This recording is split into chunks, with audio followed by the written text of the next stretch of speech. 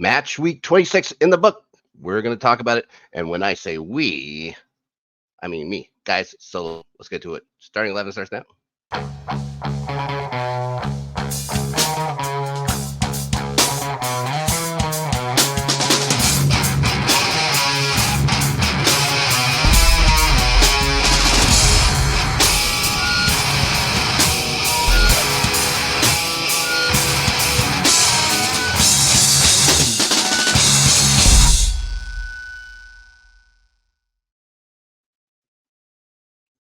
Guys, thanks. Welcome back. Welcome to the show. Unfortunately, Ferris couldn't make it. Adelia was to come, but it had some unfortunate real life business to attend to. I wish her the best. I'm sure she'll be back next week. We'll talk match week 27, but let's get ahead of ourselves, guys. Match week 26. And it started way back last Tuesday. So a week time you're seeing this. City taking on Brentford. I believe this is the makeup match. I believe this is when good old City was over fighting for the Club World Cup, I think, something like that. The Cup Winners' Cup. One of those. Chelsea won it too, by the way. No big deal. No big deal. But yeah, I think these guys won it as well. So congrats to them. Anyways, they have some points to make up on Liverpool, Brentford. Brentford coming in on a bit of a slide. Now, they did put up a decent fight against City, considering they were playing at the Etihad. But they could only last out for too long. And most first half chances come from City. None looking too dangerous, though. Weak little roll-in shots from Phil Foden. Holland doing the same thing. I don't know if we're going to get to Holland scores the winner. I believe it was in like the 70th minute. I guess a start. I think it's his first start for City. Has a chance kicked up the line by Ben Mee. Nice defensive play. It's Erling Haaland. Yeah, he gets sent in. It's like a FIFA style goal. They had Christopher Ayer falling down on the play, and he was just getting the middle. Like when I say FIFA style goal, I mean me, who only plays on that novice or whatever. I only play on the easiest setting because, it's hard if you want to look at better FIFA games. Ferris, he's done a whole bunch for the channel as well. So yeah, Erling Haaland scores, beats Flecken. His game's only goal. Flecken did well. Again, Flecken's been playing well. But what I wanted to get to was City only scoring one goal. We're going to bring this up again soon, by the way. Spoiler alert. They do not look as dynamic as they did before the season. They do not look as dynamic with Holland even. Since he's come back from injury, it's a strange thing. Like Holland just doesn't seem to find goal that took him like for again good chances. The week before against Chelsea, again another 4 good chances or so. Not connecting. Foden again, weak chances or whatever. They all had chances, but just tumbling, rumbling kind of plays and stuff like that. No one actually putting their foot through much, or if they did, way over the top of the net. So City still wins. City still climbing up the ladder. But yeah, not looking. This isn't the City of yore. This isn't the City of a few months ago. So to see where they'll end up at the end of the year, still a lot of people's favorites to win the league. Yeah, I don't know. From the way they've played, I would say that they do not strike the fear into people the way they used to, especially last year. Last year, they were dangerous. Now, moving on. But before I do, hold on a second. I just want to let our good friend Justin tell you about our Patreon. Hey guys, it's Justin, aka Hambone, just here to let you know a couple of things that we have going on with the channel. One, we have a Patreon. If you can and want to support us, you can do that. As little as $1. You can join the Discord. We also have a merch store where you can get some cool shirts, mugs, and stuff with all of our different shows and labels on there. And thank you for all of our supporters that have already been there with us. Let's Get Ready Network.com, I believe, has links to that. least the shows, at least everything. Adelia's done a damn good job with that website. Now, we're going to move over, we're going to cross the Mersey over to Liverpool. Liverpool gets a chance for a warm-up match before their Carabao Cup final, which we will not be talking about on this program because we are an English Premier League show, and I just don't want to get unnecessarily angry over the Carabao Cup final again. Safe to say, who won was not the team I wanted to. And also for those of you saying, "Oh, they lost against a bunch of kids," Liverpool's average age still 25 million or 25. Chelsea still 23. We were a bunch of kids that made it to the final. How about that? And one of the guys was it Gary Neville, one of the mouthpieces said that, or it was Jamie. Was it Gunner? I can't remember. Anyway, one of them said it. It turns out it's not all about money, as their 70 million pound player scores the headed winner and captain of the 13. All right. Anyways, other than that, I'm not going to talk about it. So Liverpool get a chance to put a little breathing room on top of the table, moving into their final. They get Luton, a Luton squad that has not shown the guys have not been getting the results they were getting for a little while at the start of this calendar year, anyways. So they go to Anfield and actually take an early lead, a surprising early lead.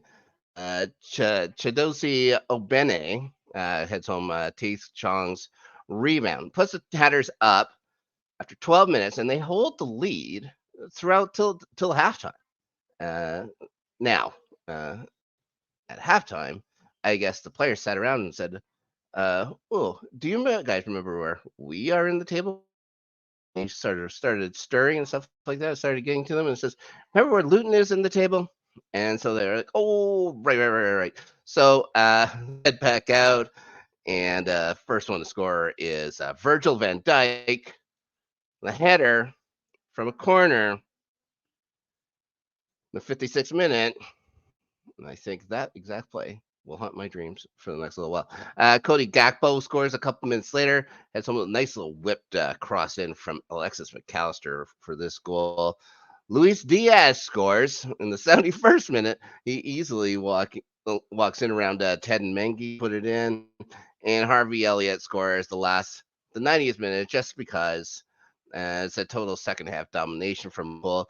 They will be in the top spot in the table throughout Matchweek 26, and no one can catch them. Luton's troubles are getting worse with that loss and news that broke on Monday, and we'll talk about that after about a couple other games here. But yes, things do not look great for Luton right now, but they get a little bit of help. Villa taking on Forest, and it doesn't take long for Ollie Watkins to put Villa ahead. Lee Haley doing great work along the touchline, drilling past one defender before nutmegging another. The pass to Watkins right up front, tap in. Less than 4 minutes gone, and then more great inbox passing resulted in Douglas Luiz's goal in the 29th minute. Luiz will head another one home 10 minutes later from a terrific John McGinn cross. Who just found some space and to him no problem. Morgan Gibbs White's corner will be headed by Taibo Owonye and Chesedin by Musa Niakate. Gosh darn, I had a hard time with names. Anyways, Forrest pick right up pick right up to start the second half. Morgan Gibbs White gets a perfect pass in from Divac Origi, and he'll score to make it a 1-goal game after 47 minutes. But Leon Paley puts a nail in the coffin 61st minute after Andrew Ombamadele. I think I got it right. Irish kid. Obama. I think that's it. Gives the ball up to Ollie Watkins. Oops. And shot stopped, but Bailey easily puts the rebound home. Villa still stay in fourth. Forest now just 4 points ahead of Luton and relegation. So how's that Is that coaching change working for you, Forrest? You guys are getting the same kind of but we'll go on. We're going to go to the Amex. We're going to go to the South Coast, guys. Brighton taking on Everton. Everton without a win in their last 8 games leading into this one, and through 70 minutes had only one shot on target. Conversely, Brighton had 12 shots on target. I believe in the first half alone they had 8 corners, something like that. I think they finished with 12. They just couldn't put anything past Jordan Pickford. In the second half, no scoring through the first. Second half, so Everton started to apply more pressure and pays off 72nd minute from a Jordan Pickford. For as much as people give him crap for things, this man knows how to place puts the free kick in the box. It's knocked down by Joel Veltman from Brighton, but it goes straight to the boot of Brathwaite, who absolutely smashes it into the top corner to take the lead. And then things get a little worse for Brighton when young Billy Gilmore, former Chelsea lad, uh, he gets the ball, a bit of a bad touch on it, goes a little forward, starts getting away from him. So he lunges out and he just clumsily goes into on his shin, right above his ankle, on his left shin. Onana goes down. Simple call for the ref. Straight red card. Billy Moore sent off, leaving Brighton to only 10 men chasing the game with about 10 minutes to go in it. But don't want to apply any more pressure. If you just want to absorb pressure, weird things can happen. And 5 minutes stoppage time remaining. Pascal Gross will make Neto look silly. Nice little bringing the ball back and forth, have him running each way in that. He then puts it in towards goal, where the captain, Lewis Dunk, will get it over everybody else and head it home to earn a late draw at home. Brighton now will stay in 7th place. Everton was just 1 point from relegation to that. But Monday, it's 10-point reduction. Financial fair play rules was reduced to only 6. So they have now gained 4 points, or have gained 4 points back because they earned the points because it was taken from them. So they've earned 4 points back from that. They're currently in 15th. Problem is, they still have fair play rules to account for because they have also lost money throughout the 22-23 season, and they're going to be coming for that too. But now we know they can't get more than 6. They can't get more than 6, I would imagine. Yeah, it's a separate hearing. Who knows? Of course, think of Manchester City and the 80 breaches that they have. They've said that they have a date for the meeting. I do not believe they are telling the truth. That City just keeps getting, hand fed along. They're going to win. At this point, if they take away the championships from them, who cares? They've already lived it. They've had their parades. Everybody got to celebrate on the field. They're not going to look back and say, "Oh, well, those ones didn't count." Count it to the fans, and the guys who are going to be awarded don't get to celebrate them. It might say something in their record book and stuff like fine, but they didn't get to celebrate it. They got the heartbreak of knowing that they didn't make it. So, uh, yeah, unless unless they take the club and put down into first division or something like that and say you're not going to be back until 5 or 6 years or whatever when you make your way back up, and being the only true penalty for it. But guys, it ain't going to happen. They'll probably get a slap on the wrist or something because City. There you go. Moving on. Crystal Palace. Crystal Palace got to play Burnley this week. They were the lucky ones. It was Oliver Glasner's debut, and Burnley immediately shoot themselves in the foot. 35 minutes. James Trafford plays a lazy pass up to Josh Brownhill. Jefferson Lerma decides that he'll just run and get that ball and easily walk in and score, except Brownhill grabs his shirt and tugs him, taking away the scoring chance, meaning straight red card for Josh Brownhill. Only, again, 35 minutes in. So Burnley already into having to play the rest of the match. A man down, and they did okay. They did fine, but it was only going to be a matter of time. And the matter of time came in the 68th minute. Chris Richards breaks the ice with a nice header. And then 3 minutes later, Mateta, nice pass across to Jordan Ayew, scores easily. Just waits for him to come. It's like, you knew Mateta did all the work for that. Uh, in the 79th minute, Mateta runs the length of the pitch, gets nudged by Vitinho, and draws a penalty. Now, when I say nudged, like it looks like he loses kind of a bit of control. There was a little contact, and he fell awfully hard for someone who had very little contact. So, if you can sucker the refs in, do it. Fair play to them. But yeah, these are the kind of things that when you're talking about reviewing matches and stuff like that, like you can always give a yellow card after. Give them a yellow card after. It's not something you have to stop the game for, but it's like, we see what you've done. That's a dive. Here's a yellow card for it. You guys still, the penalties would still stand at this point afterwards. So what are you going to do? It was taken by Mateta. He scores easily. Now, Burnley did have one taken back. David Dachshund Fofana scored one, but they said Assignon was in the net at one point and got to the goal line before it went in or whatever. Although he didn't touch the keeper, he said it was deemed that he was offside, like he could have interfered or something like that. It would have been a moot point. I'm all for David Dachshund Fofana scoring goals. He needs to get used to it. Hopefully, he can do something for Chelsea in the future. They don't sell him, which is also a possibility. But yeah, it's unfortunate for the kid. But a 3-0 score is how it ends. Good for Palace.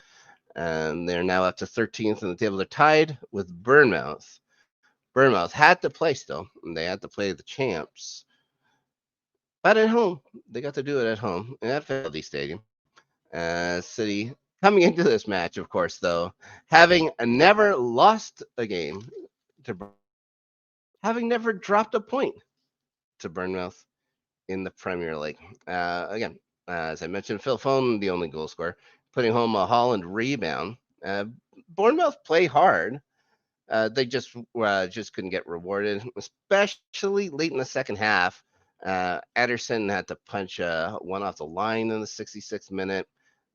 Neto also made a good save off Holland, or a sand save. Late in the 74th, I think that was Holland's last touch in the game. He was subbed off right after that. They kept finding space. Like, again, City's back line, getting older, it's getting slower. They're big, but they are getting a little, would get problems with people coming behind. Bournemouth just couldn't find a pass at all. They could get past the line, couldn't find a pass. And on the 90th minute, Anasuno missed a real good chance. Headed one just outside. I thought it was in. I think a lot of people that were on a certain side of the field thought was a goal as well, but it wasn't. So there you go. 1-0. Bournemouth lose to City. City now alone in second spot. No matter what will happen with the Arsenal match, Cherries now fall below Palace on goal differential. Okay, we go to a match.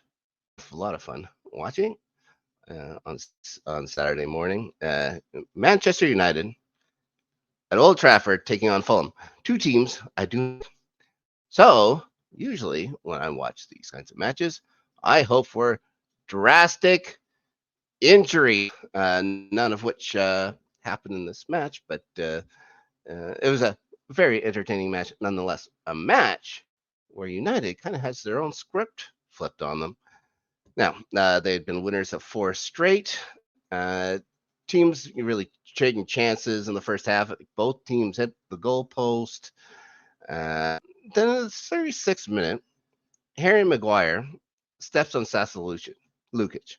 Very similar to the play that Billy Gilmore made in the Brighton match. This time, Maguire just handed a yellow. And in this one, the announcer saying, I think yellow's the right call. And the other one, the announcer saying, I think red's the right call. I think they just agree with anything they see on the pitch. They just don't want to argue with referees or whatever, pundits, whatever you want. I thought the Harry Maguire foul was bad. It could have been called a red. Uh, maybe should have been called a red. But anyways, he's still in the game. And also, the announcer. Now I have Fubo up here in Canada and follow the Premier League, the ins and outs of the Premier League, at least live. The announcer kept giving Harry Maguire's voice in the most posh accent I've ever heard. This is Harry Maguire, all right? Not like it's not like the Duke of Wellington or something. He would call him Harry Maguire. He was always Maguire, like Maguire. All right, come on. Anyways, back to it. Going to the 66th minute, Andreas Pereira's corner, kicked by Calvin Bassey, hits his own teammate, hits Timothy Castagne, and then gets it right back though, and roofs it. Fulham ahead. This is surprisingly, this is Bassey's first goal for Fulham. I thought he'd already scored for them, but it turns out that's his first one. But in United fashion, they get that goal back late. Bruno Fernandes, another thing about him in a minute. Maybe my least favorite football player. His shot stopped by Bent Leno. Falls to an unmarked Harry Maguire to tie it in the 89th minute. Now, I said I'll talk about Fernandes. In the 92nd minute, Bruno Fernandes tries to sucker the ref into a free kick, which doesn't work. He's running in. He's near the box. He kicks. His follow through comes near a Fulham guy. He drops to the ground, grabbing his leg, writhing around in pain. Then literally gets back up, like does the arm thing, like he does. Like I swear to God, like his shoulders get a workout just by doing this. Everything's like oh, and then finally gets up, starts running. Nope, seemingly without effort. Yes, Bruno Fernandes is maybe the worst diver in the Premier League. I'll say now because we all know there's been some that have been terrible, no longer in the Premier League. But Bruno Fernandes and their captain, that's the face of their franchise. People say lots of things about United. I've said lots of things about United throughout my life. You can have respect for a lot of them, though. You know, I may not have liked them, but I at least had respect. But how can you respect Manchester United with Bruno Fernandes as your captain? Anyways, not long after he does his little tricks there, ball starts coming down the wing. Adama Traore, our old foul from the station, from this show, and for the station. Sure, if you want to consider this a station, it's one of our. It comes in off the bench, I believe, in the 74th minute. Now I think we're into about 4 minutes of extra time at this time, maybe 5. So he takes the ball, he breaks down a wing, turns in, finds Alex Iwobi at the box. Alex Iwobi has 2 defenders run past him, and he puts it in to score the very late winner at Old Trafford. From their script, this is what they've been doing. This is how they've been beating guys. United lose at home again. The sign to Fulham. Of course, it won't affect much of their standing in places or whatever. They're in the weird spot at 5th or whatever. That's not going to do anything. Fulham need those to move up. It's just a satisfying match to watch, even if it's Fulham. To watch United lose like that late. For all you United fans out there, shame on you. Be better. I'm just kidding. Cheer for whoever you want. We're going to move to the match. I'm sure that Adelia and Ferris had the most interest in. Arsenal versus Newcastle. Hard to say which Newcastle you'll get. They have been very Jekyll and Hyde all year. mostly on the hide, uh, especially of late. They have not looked fantastic, and that'll hold true with this one as well. It's another win, another multi-goal performance for Arsenal, another 3 points. They scored 25 goals over the last 6 games. Oh, they've only given up 4. And they didn't even have to score their first. Bukayo Saka's corner goes off Sven Botman and then just over the line. Gets knocked off and gets kicked around and stuff like that. It was pretty eagle-eyed over to find there was a goal, but did go over. Sven Botman gifting Arsenal their 1 goal lead in the 18th minute, and then in the and then in the 18th minute, in the 18th minute, Kai Havertz, the timid deer, continues strong play of late. He finds a Martinelli pass in the middle of the box, a Martinelli pass that he may have just put out to no one. He just hoping for the best, and Hyatt runs it down, scores, uh, giving the Gunners the 2-0 lead. Bob's going to figure in on Arsenal's third goal as well. He turns the ball over to that again, young Kai Havertz, and Bukayo Saka will eventually get it back, or get it, or he will eventually get it the ball to Bukayo Saka, whose left-footed shot splits 3 defenders and the keeper, goes in. I didn't even think it was all that hard of a shot. Just found a nice spot for it. Maybe the most underrated, if you can say that, uh, in the Premier League right now. But Bukayo Saka, all he does is seem to score. If you look at the stats of Saka and you look at the stats of but the same amount of time played, you should be impressed by what he's done. Next, Jacob Kivior gets credit for the 4th goal. He flicks on a Declan Rice corner. This is off Lewis Miley, and then in. I thought this should have just been counted as an own goal on Miley. Like, it didn't look like the ball went in when Kivior touched it. It looks like it's a direct result of Lewis Miley touching the ball, but it is ruled a Kivior somehow. So he'll take that, his first goal. I believe that's just of the year, right? First of the season, yeah. Joe Willock will score a consolation goal in the 85th, heading home a Dan Burn cross. Always nice to score against your own team, but that's it. It's 6 straight wins for the Gunners. They're comfortably in third, just 2 points now behind the leaders there, and that those top 3 are really starting to bunch up now. Liverpool, City, Arsenal. Fascinating last 13 games to go there. Again, well, is Arsenal the favorites? Liverpool, with all the injuries, never mind what they did against Chelsea. Chelsea's kids. They want to talk about their kids. Chelsea were kids. Chelsea are kids. We didn't have anybody playing that had any kind of experience doing this. I think this is even Conor Gallagher's first final too. So yeah, at least Liverpool had players there and knew what to expect. Now they have a whole bunch of injuries. Arsenal playing healthy, and like I said before, City just doesn't seem dynamic. There's something missing about Manchester. So 13 more weeks to go. 13 more match weeks. Let's say. Uh, Fascinating stuff at the top of the table. Now, we go from the top of the table to basically the bottom of the table. And we have the Wolverhampton Wanderers, who have been playing well. This is on Wolverhampton.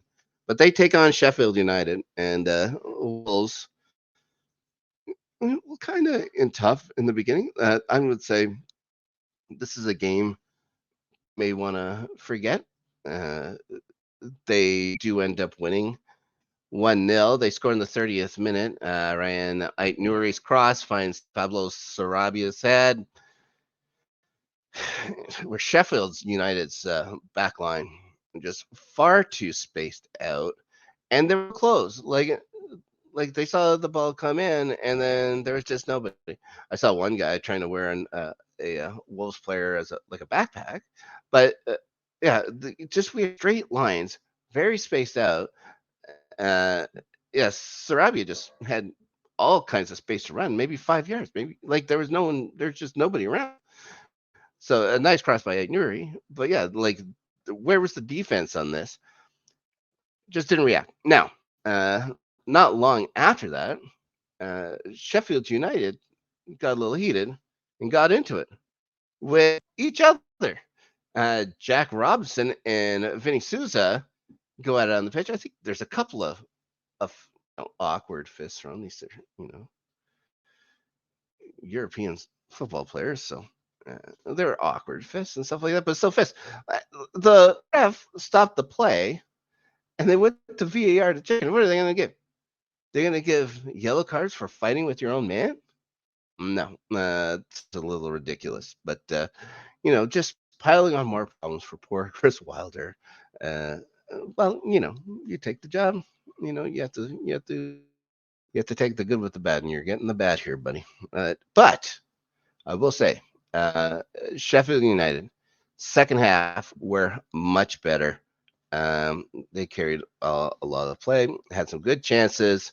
When I say play, I guess they still only had 35% of the ball, but they looked much more offensive. They looked much more fluid. I think Wolverhampton could take this game tape, just throw it out because they won't be impressed, especially the way they've been going. But it will be a win for Wolverhampton. It's their 11th of the season.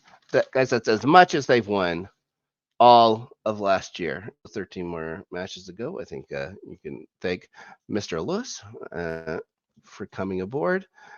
And a top 10 finish, maybe not out of the question for Hampton. And so there you are. One more match to go. The last match of the week, we had West Ham. We had Brentford again, their match of the week. Now, last week, I think we talked about it on the show with Ferris, that David Moyes had to come defend himself from questions about his stewardship. A lot of fans, some angst towards him for whatever reason. He said that some managers there had maybe more exciting than I think he said possibly. But he wins more.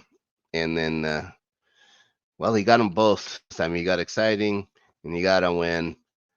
And you can thank a guy that we've talked about as well, who has not been pulling his weight of late, but did more than that on this match. Jared Bowen. He had to break through the first 7 minutes. The first putting in Emerson pass onto his left boot, putting in left side, a short side or whatever to open the scoring after only about 5 minutes. Second, he takes a Kufal pass, and he had little contests in the middle. There was nobody there.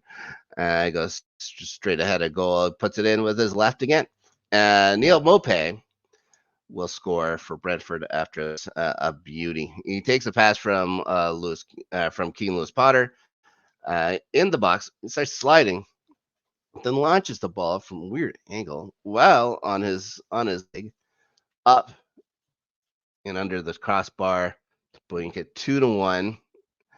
That's after 13 minutes. It's a 1-goal game through halftime, guys.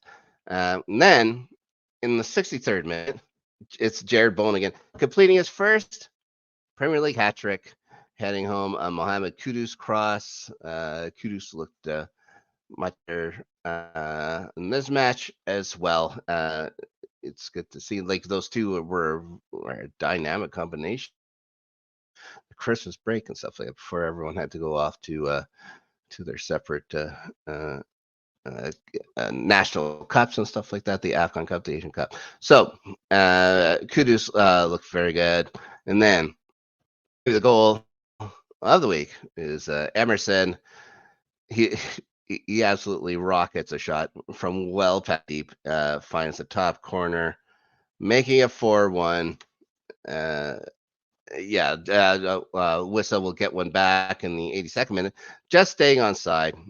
He gets to the top of the box, puts it home, but after that, Ariel wouldn't allow another, despite some really good chances late. especially off of Tony in the 95th minutes. Um, and then, yeah, they put a lot to the side netting. Like they added a lot of pressure. Brentford were a game. They did not quit in this one.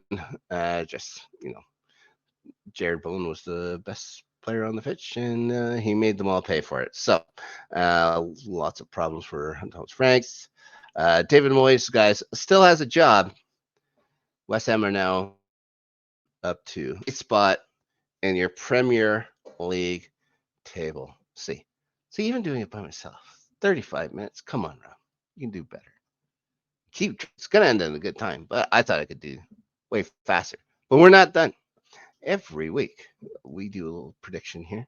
We try and guess the winners, the losers, maybe the if there's a draw, the tires or something. I don't know. So this week, proud to say that for the second week in a row, and by a commanding margin of 7-4, your winner, your neighborhood snark. Thank you very much. All those that believed in me, that knew I could do it, that knew I could win starting 11 predictions 2 weeks in a row. I thank you from the bottom of my heart. Now, to move on to match week 27, do our predictions. Before she had to undergo what she has to do right now, Adelia sent me her predictions. I will do my predictions as we go along here. First match, of course, Brentford and Chelsea. Will I still be mad at Chelsea? Probably. They've been playing though in the Premier League, at least as of late. Brentford, you don't know what you're going to get. It's like Chelsea should never lose to Brentford. They should never lose to Brentford. I don't think they're going to lose this time. I think they'll be able to regroup from what they from the disappointment weekend. Be able to take care of a Brentford squad who's on the back foot and don't look sharp. Ivan Toney comes. There's lots of promise for this. And where are the goals? They had first match against Forest, and then whereas everything else, they are consistent. Chelsea's going to win. Adelia said Chelsea as well. Next match, Everton at home. It's at Goodison Park against West Ham. Adelia's picked Everton, and I think she may be right. Everton just having, again, trouble scoring goals. But West Ham with all this, maybe some momentum now. They got Bowen back off the schneid. They got Mohamed Kudus looking very good. Maybe they can get something out of James Ward-Prowse at this point. She's picking a West Ham winner. I think I'm going to pick a West Ham winner as well. Kind of talked myself into that one, to tell you the truth. Next, Fulham, Brighton, the Cottage. Adelia's gone for Fulham. I'm going to go Brighton. There's just something, the last thing you should do. Guys, I'm saying this from my heart. The last thing you should ever do is trust a Fulham Football Club. Their team, Fulham, that is.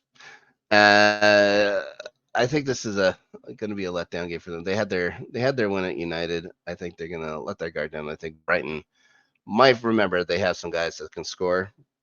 So I'm going to pull for a Brighton win there. Castle and Wolves.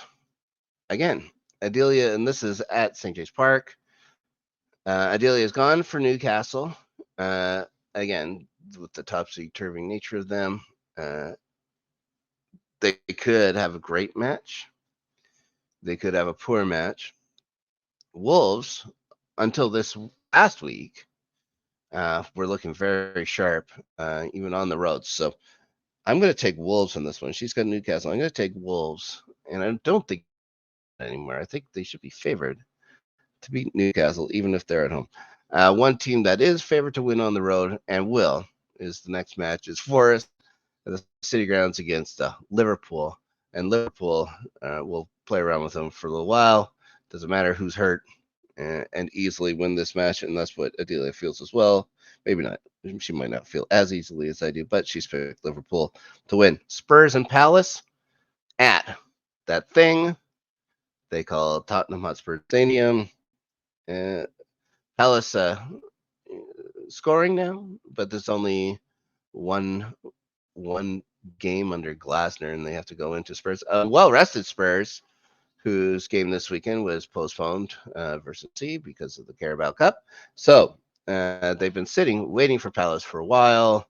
They should beat them at home, and Adelia feels saying Spur home for her as well. Luton and Villa. Uh, Luton doesn't look like maybe like 3 weeks ago or something like that. Weeks ago, it would have been interesting to say, oh, Luton could salvage a point out of that. It might be fun to say a draw in this match. I don't think it's going to happen though. I think Villa's going to win. So does Adelia. So there you go. Next match. It's at the Turf Moor, and Burnley takes on Bournemouth. Yeah, Burnley is who they are. They're not going to get. Bournemouth have been playing good football. Maybe it hasn't. They haven't looked quite the same over the last couple of weeks, but they don't need to look too terrifying to beat a Burnley squad that will be relegated come the end of the year. I would say Bournemouth is going to win, and so does Adelia. Next match, the Manchester Derby. This time taking place at the Etihad. City United, like I said, they don't have that same dynamism. They don't have that same energy. It looks like they can, they can put on pressure and stuff like that, but they are putting that ball wide. Now, this is the big derby for these two. I'm thinking there's no chance Manchester United wins this match. City's going to win. Another defeat maybe for Eric Ten Hag, whose team is still in fifth. Like all these losses, and they're still in fifth. Such a weird year. City's going to win. Adelia feels the same. Last match. That's an easy one as well. Sheffield United, Arsenal. Arsenal. Now, Arsenal have the largest goal differential in the Premier League now. It should grow exponentially. We've seen teams like Newcastle get 8 goals there before. Now, let's say it's a plus minus. Does Arsenal score more than 5 goals? Monday, March the 4th. We'll have to see. I think there's a very good chance. They're in it for goals. They're scoring them by the buckets. Playing so well. As a Chelsea fan, I'm not a huge fan of it. Don't like it. Never mind the ghost. Never mind the ghost who was briefly in the picture there. It's just some homeless guy probably broke into my house. So there you go. End of the show, guys. And I want to thank you all very much for watching, for listening, I guess, in podcast form. Talk about me real quick. We got other things here. Let's Get Ready Network in the universe over on the main channel every Thursday. The Rewatchers Council. When I say every, most Thursdays, we'll have new episodes come out. This is our 144 episode rewatch of Buffy the Vampire Slayer. We've now finished season 1. What a season it was. On to season 2 next time for When She Was Bad. That first episode that will be coming soon. Lots of people say season 2 is their favorite season. I don't disagree with them. I think it's a fantastic season. So lots of fun to be had. Season 2 starts soon. Also, weekends, Let's Get Ready Network. After Snark is back, Danny and I talking on the weekends. We talk about whatever. We've lately talked a lot about video game stuff. But this time, I believe we're going to be reviewing a show we watched on Netflix called The Brother's Son. So stay tuned for that. His wife Star will be joining us for that, and it's always fun to have her on the show as well. Until then, everyone, I hope everybody has a great week. See you next week, starting 11. Bye now.